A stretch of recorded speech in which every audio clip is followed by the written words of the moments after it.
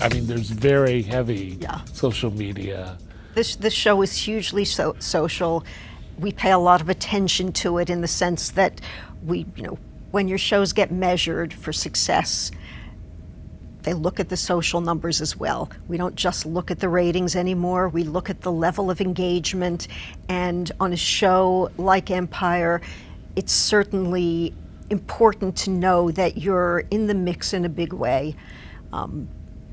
I take part in it. I don't think anybody would care whether I was there or not. But I take part in it because, firstly, I enjoy it. I find it exciting and informative. And it helps me to just get an overview of what it is we're all doing. I think it's important. I saw one day Empire on Twitter, trending worldwide #1, North Korean nukes test successful. #2. I literally screenshot it and was like, this is it. You guys live at #1 in the world trending. It is amazing the amount of social activity that show has. Yeah. Like, it is absolutely amazing. It's phenomenal, and it really tells is. you something about the nature of the show and kind of why we have to stay connected in that way. And I'm sure that it won't always be, but while it's there, I'm certainly grateful for it. Does it make your job easier? No. No. It informs my job, but it certainly doesn't make it easier. I mean, you get a lot of input, and I still pay attention to that one negative comment out of the millions of comments that we get every day, and I go to sleep and I wake up in the middle of the night thinking, really? It's human nature. Yeah. What about you, Kenya, and the social media aspect? Comedies are different than dramas in that aspect. They are not as the urgency, to them in terms of like we're big DVR +3 +7. Dramas, you have to sort of watch them because you want to be a part of the conversation the next day, and you also want to.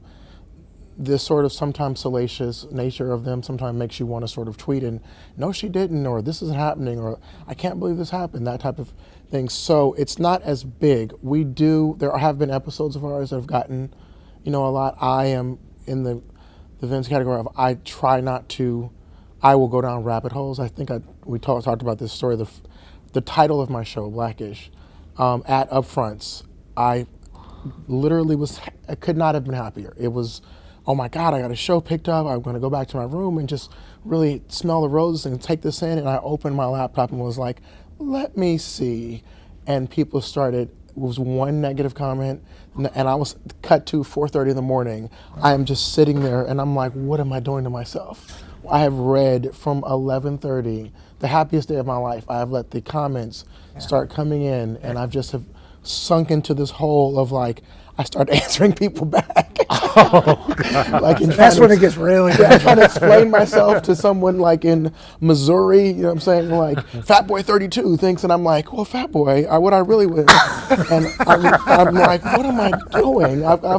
And so I do feel like I've tried to get away from it, in terms of, at least with the show, I will interact a little bit more about my personal things and stuff like that, but at least with the show, because it is a really good tool to sort of get some resonance, and see how it's kind of people reflecting back on it. But I do feel like I'm going to do my show.